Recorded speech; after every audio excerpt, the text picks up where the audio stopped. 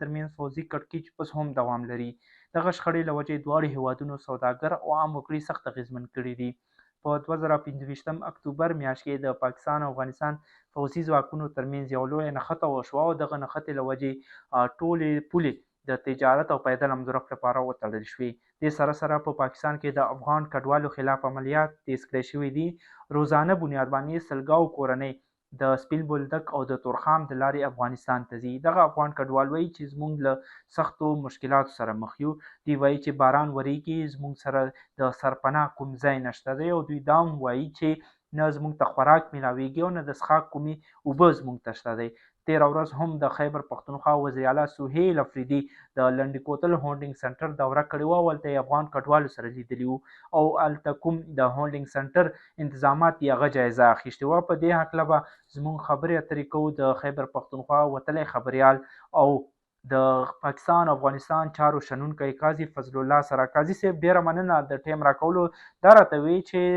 د وروستیو کې په پوله کوم وضعیت رامنځته شوی و، دواړو هیوادونو ترمنځ پوځي کړکېچ لیدل شوی دی. آیا ستاسو دا یوازې د سرحدي شخړه ګڼئ؟ شکریه جواد شینواري صاحب. دا بدقسمتي خبره ده چې پاکستان او یا کاله پاکستانی تاریخ کې دا اولنی جنگ دی چې دې ته موږ جنگ ویلی شو. دا ټولنه لوی جنگ دی د افغانستان سره او دا هغه جنگ دی چې د چترال نه وخت تر بلوچستان پورې په ټولو سرحداتو باندې دا جنگ وشو او دواړه طرف ته ډېر لوی زیان او نقصان رسولی دی. او دا هغه جنگ دی چې دې سره زموږ ټولې تجارتي لارې بندې دي او دا هغه جنگ دی چې دې سره زموږ پیدل امدورښت باندې افغانستان سره او دا هغه جنگ دی چې دې سره موږ ټول رابطې او هر څه کړ شوي یو. نو دې ته کوم دی دا یو باقاعده جنگ وو او جنگ دی او اوسه پورې له حالاتو مغسې جنگي حالات دي. خو خوش قسمتي خبره ده چې تیر ورځې راسي ډزبندي شوې ده او جنگ بند دی، ډزې نه کېږي، ولا صلح نه ده شوې او پوره امن نه دی راغلی او لا دی چې حالات امن طرف ته لاړ شي او چینه کې کوم مذاکرات روان وو هغه هم لا فلحال څه پورې نتیجه نه ده راوتلې او امید دا ده چې په دې نه پس به دوباره بل پړاو کېږي مذاکرات. او فلحال چې کوم دی ډزې بندې دي، تجارتي لارې ټولې بندې دي ورسره او سره دا چې پیدل امدورښت بند دی. صرف چې کوم افغان کډوال دي هغه چې کوم دغه ته اجازه ته چې په تورخم او چمن لار باندې افغانستان ته لاړ شي. د دې نه علاوه کوم پاکستانی شهريان په افغانستان کې ګغ سټوډنټان دي، کې ترانسپورټران دي، کې تاجران دي،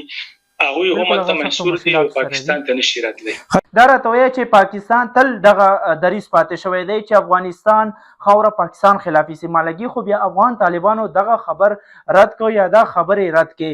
آیا دا وروستیو حالات په رنګ کې تاسو دغه دواړو حکومتونو ترمنځ داسې کوم میکانیزم رامنځته کېدو ښکاري؟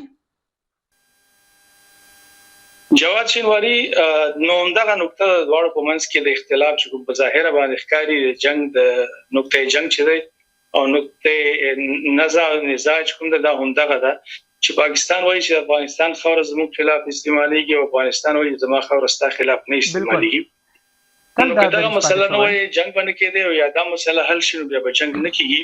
نو د دې چې کوم دا دواړو موقف چې وکتلی شي نو پاکستان په حدودو کې فرض کړه ترهګري کیږي او موږ وایو چې افغانستان خاوره استعمالېږي، دا خبره ده چې افغانستان حکومت کو سره مرسته وی زیاتې کې ظلم کوي، ګوانډیتوب حق نه ادا کوي، پاکستان احسانات بنواني. او بیا بل طرف ته دانش کې بارډر نه دنه کیږي او په 40 کیلومتر کې دنه کیږي او 80 کیلومتر کې دنه کیږي. نو بیا موږ هم لږ خپل کارکردګي کتل پکار دي او موږ هم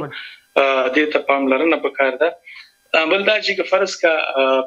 دلته کوم دی په پاکستان کې مطلب په پېښور ډیویژن کې، په بنو ډیویژن کې، په ډر اسماعیل خان ډیویژن کې، په ملکند کې ترهګر وجود لري په دمنی ده. نو بیا دې ته کتل پکار دي چې موږ په پاکستان په حدود کې دنه موږ لسه کول پکار دي. نو د دې هر زما په نظر دا چې د مخکې یو تجویز راغلی نو په خنیت باندې کې په دې باندې عمل درآمد وشي چې یو افغانستان حکومت چې دی دا زموږ د روایتي جرګو یا پښتنو کومې جرګې دي هغه نه مسترد کوي بلکې احترام لري. دویمه دا چې دا کومه تنازعه چې د پښتنو په سیمه کې په دې حل باندې پښتانه خپويږي درېمه دا چې فرض کا د دې ځای نه د پښتنو یو جرګه جوړه شي، وفاقي حکومت وي، صوبایي حکومت پکې ان بورډ واخیستل شي او افغانستان حکومت یې ولګي او اتمام حجت لپاره ولګي چې را موږ ته باندې غاړه خلاصو دا کار دلته کېږي، دا بندول پکار دي. ور سره دا هم چې فرض کا څه حل راوځي چې حل راوباسي. په دا یو تجویز مخکې پیښ شوی او جواد خان چې افغانستان حکومت دا تجویز پاکستان ته ورکړو، وزارت دفاع ته چې کوم تاسو کوم تنظیمونه پریشان یا تاسو په نظر کې تاسو تکلیف رسي ترګری کوي، دا به موږ مشرقي سرحداتو نه پورته کو، دا به مغربي سرحداتو باندې آباد کول، ته ورته کالونی جوړ کول، ته ورته کیمپونه جوړ کو. نو په دې کوم اخراجات راځي دا پاکستان برداشت کړ. نو هغه اخراجات ته زمونږ پاکستان حکومت غاړه کې نه خودله او چې غاړه کې نه خودله، نو موږ مسله زړه په زړه پاتې ده. بارډر اخواتم چې کوم د ترهګرو شتون لري او بارډر دی خاطم شتون لري او بارډر اخواته کوم شتون ختمولي بارډر دی خاطم د دې شتون ختمول به کار وي. نو دا دواړه چې حکومتونه کیلي سره او مشترکه لای عمل جوړ نه کړي او پرمنو مذاکرات لري دا مسله نه کې دا په جنگ شګړو باندې نورم زیاتېږي او حل نه راوځي. بالکل تورخام سپین بولدک سره نورې پولې هم تړل شوې دي افغانستان سره او دغه دواړه هیواد ته سوداګري او عام خلک د سخت اغیزمن کړي دي. آیا دغه فوزي کومه ستونزې دي یا کوم ترهګري ده د حوالې سره ختمولو لپاره پولې بندېدل دي؟ آیا په دې حوالې سره تاسو څه وایئ؟ کومه بله لارې شته؟ جواد خان بایسیت یو پاکستانی صحافي زما ته د حق حاصل دی چې زه وایم چې زما امن او امان د هر څه ضروري دی. زما امن او امان چې کوم دی زما خونریزي بندوله، زما بې ګناه خلک وژل، دا د سرحداتو نه ډیر ضروري دی، دا تجارت نه ډیر ضروري دی. اول څنګه د زما ژوند دی، بیا نه پس تجارت دی، بیا ګاونډي توپ دی. دا خبره خو بالکل حتمی ده. او بل طرف ته جایزه واخیستل شي چې فرض کا بارډر بندول یا تجارت بندول یا سرحدات بندول د بدامنۍ ترهګرۍ حل وي، نو بیا په کار د چې اوسه پورې ختمه وي. دا څو میاشتې وشو چې بارډر بند دي، هغه نه مخکې څو میاشتې بند وي چې اوس ترهګرۍ نام او نشانه پاتې نه وي. او ما سره کومه یاره ده او تصویر د بل دویم روخته هغه هم ډېر تشویشناک دی چې بلوچستان او خیبر پختونخوا د ډېر زمانه راسي دا دلته بیروزګاری و، دلته پسپاندګي و، دلته غربت و، دلته یو لوی لهد د دهشتګرد د تیر شوی تر هغه شل کاله 15 کاله. نو په داسې حالاتو کې کته دوی نه هغه الله ورکړي روزګار چې په بارډر باندې وو او غم تر واخلي او بند کی، نو دا په ظاهر باندې تاسو موږ ته دا ویل کیږي چې د سره دا اقدام موږ امن او امان لپاره کړی چې تر هغه را نشي او دلته دهشتګردي خاتمه وشي. په نتیجه دا هم راوتی شي چې دا دومره غټ کش باندې چې بیروزګاری و او را هم له نورم زیات شوه، نو دی په امن او امان باندې ډېر بد اثرات وي. د سر په بلوچستان کې، د سر په خیبر پختونخوا کې بیروزګاری نورم زیات شوه او تاسو ګورئ چې کته موجوده ترهګر ویني، نو دا هغه ترهګر نه دي چې کوم 2005-6 کې وو، هغه بوډاګان شوي دي. دا ینګ لکان دي طرف روان دي، د ډېر تشویش خبره ده. نو تصویر د بل اړخ دا هم دی چې خلکو ته روزګار ورکړي، خلکو ته معیشت ښه کوي، خلکو ژوند ښه کوي. نو امید دی چې امن او امان کې باندې خاص سره تورځيږي، خلکو نه روزګار په بند شي، ماخام نه هر شي هغه بدقسمتۍ نه هر شي ته بیا غاړه دي. نو امن او امان کې واړي نو بیا به کوم د تجارت لارې کولاوي او سره دا چې د دهشتګردۍ خلاف میکانیزم کو جوړي. دا په خبره ده افغانستان سره به تعلقات هم ښه کوي. او بل وس حالاتو تقاضا ده هم د جواد خان چې یو طرف ته ایران کې جنگ روان دی، د امریکای، د اسرایل او د ایران هغه سرحد زموږ کوم دی په جنگ بدل دی. بل دا چې هندستان سره هم زموږ واسم مخو ازلي دشمنان دي. بل چې کوم دی موږ باندې افغانستان سره بارډر باندې شوی، نو افغانستان سره یو افغانستان سره نه دی، دا سنټرل ایشیا پر زموږ یو لار و. نو زموږ معیشت ورځ د ورځې تنګيږي. نو ایران چې کله ایران جنگ شروع شو، نو زما د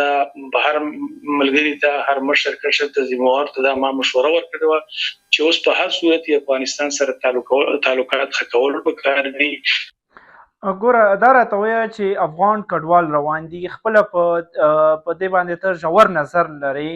ښه معلوم دی درته چې افغان کډوالو ته کوم مشکلات دي روزانه بنیاد باندې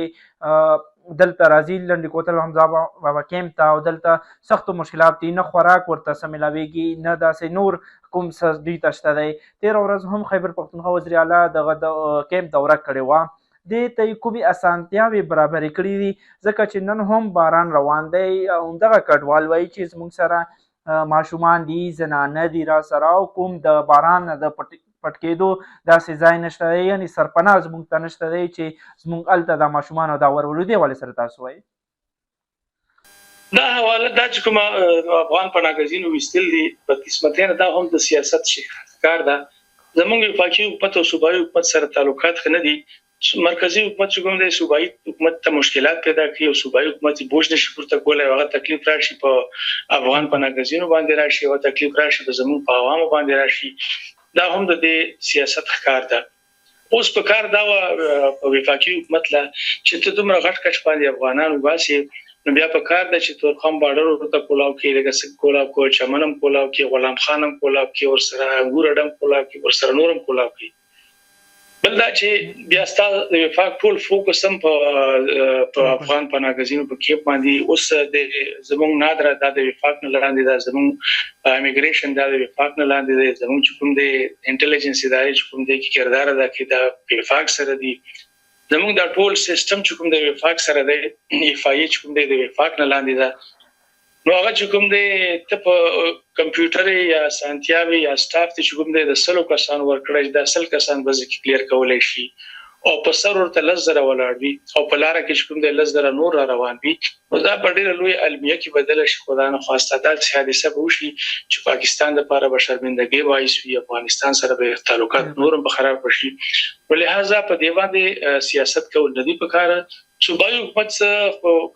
رښتیا خبره راته مره باندې کوي، صوبایي حکومت سره په دې مسله کې دومره اختیار نشته. هغه ایفای عمل نشي زیاتولای، هغه ایمیګریشن عمل نشي زیاتولای، هغه چې کوم نادرې عمل نشي زیاتولای، هغه سره اختیار نشته. نو دا خو صرف دومره کولای شي چې لاس په ځای بشل پولیس والا تعینات کی او ځینې انتظامیات به وایي چې ای سی به ډبل ای سی بم راځي، ای سی بم راځي، تحصیلدار بم راځي، ډي سی بم ناشوي او په صرف په دې کار نه کوي. دغه په کار دي چې وفاقي حکومت د نادره ایمیګریشن د اف ای دا ټول سټاف ډبل ټریپل 4 ګونه 5 ګونه زیات په ټولو هولډینګ کیمپ باندې څومره هولډینګ کیمپس دي او صرف صوبایي حکومت پیدا کولای شي چې 3-4-15 یا کمپیوټر سیستم ورکړي یا پی ډی ام ایچ کوم د تخیل بالکل ګوره دا راته یا د کوم سہولت ورته ورکړي. یا کایسب دغه افغان مهاجرینو کومه کډوالو مسله ده، افغان حکومت یا افغان طالبان د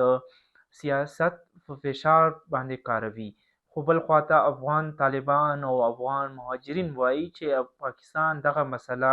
د مهاجر کارت په توګه باندې استعمالوي چې د افغانستان کې کومه د ټي ټي پی مسله ده هغه غوښتنې په ومني. په دې حوالې سره تاسو څه نظر دی؟ یاره دا خو افغانستان حکومت غلطه خبره ځکه ده چې دا خو افغانان چې مهاجر شوي دي دا خو څه د طالبانو په وخت کې نه دي شوي، نه اشرف غني په وخت کې شوي دي او نه چې کوم د قبل تیر حکومت کې شوي دي. دا خو په 15 کاله مخکې مهاجر شوي. په کار خدا و چې روسیان د افغانستان نه ووتله او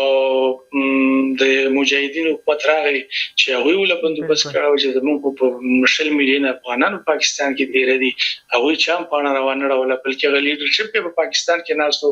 د زینبي حکومت چلولو. بیا طالبان ورومبای دور راغی ابو سرم یا به وسایل نو یا د ترجیحاتو کې نو چې د افغانان دي دا راوستل واړي دا زموږ خپل خلک دي، نه وایو چې بس په ایران کې د خوي او پاکستان کې د خوي. دینه بعد یا جمهوریت حکومتونه چې راغله، اشرف غني حکومت راغی یا حامد کرزي سي حکومت راغی، هغه سره وسایل هم ډیرو، هغه سره څومره وسایل دی هغه پوره کولای شو، پیسې ور سره یو منظم حکومت ور سره فوج ور سره ادارې ور سره په کار دا و چې په هغه وخت کې د اشرف غني سي په وخت کې هغه نه مخکې کوم دی دوی وستل شوی و او هغه ته پوره انت بندوبست کړی و او چې کوم د انتظامات کړی په ایسته طریقه باندې وستل شوی و. اوس خبر رااله طالبانو ته نو کوي وایي چې دا به من په یو ورځ یو باسي موږ ته پریشانی جوړي. نو خدا خو د جمهوریت حکومتونو لپاره کارو چې هغه ته تیاری کړی وي یا د موجوده طالبان حکومت چې راغی نو دوی ته خو افغان پناهګزین الوریا چې پاکستان په فیصله وکړي موږ یو باسو په کار خدا و چې دوی کله چې چارج واخیسته افغانستان کې حکومت قبضه کړ چې هغه د کوم د نوري عملی وی د نور کارونه کول ډیولپمنٹ یانو پالیسي جوړول شي افغان پناهګزین له هم پالیسي جوړې کړې وي او په افغانستان کې ورته تیاری شروع کړې وي نو دا کال یا 2 کال به چې دوی خپل تیاری په اسانه سره کړې وي چې کومای وي سره نور پورا کړه وي یونیسیار نه به مدد وغوښته وي پاکستان نه به مدد وغوښته وي دومره تکلیف نه جوړې دی نو چې ته دا سره هم نشته افغانستان حکومت سره او بندوبست مرته نه کوي او بیا 50 کال پس پاکستان مو باسین وای شریف ما د بوج راوستو کنه نو دا خبره کې دوی صدا سي وزن نه لري نو که فرض کووس در سره گزارو غلیزه او سند درو باسمه 2 کال پس درو باسمه نو آی چې ته تیار نه کې دا 2 کال پس هم دا بوش وي 15 کال پس درو باسمه د افغانان در لګما چې تاسو ته تیار نه کړی 15 کال پس هم دا بوش وي در باندې نو زما په ملک کې شوسيږي او دلته بدمنیم د ترګریم د معیشتم ته خراب دي نو هغه ته په موږ باندې بوج یا تکلیف نه غني چې تا خپل ملک ته واپس کوم نو وای چې ماته تکلیف او بوج جوړي او دې باوجود هم په افغانستان دا ګومان کوي یا پاکستان ته څه مشکل دی زوريږي چې افغانان په ناګزین چوم کډوال دي نو بس پاکستان لا لږه سینه غټول پکار دي چې وباسي خو یاسم او دوی په خپل روان دي وزي کافیه ده په خپل رضاکارانه تور باندې وزي لګورته سہولیات زیات کې چې په خطر کې باندې وزي چې زمونږ د 15 کاله یا 50 کاله ملمستیا خراب نشي ورته وی چې 15 کاله کومه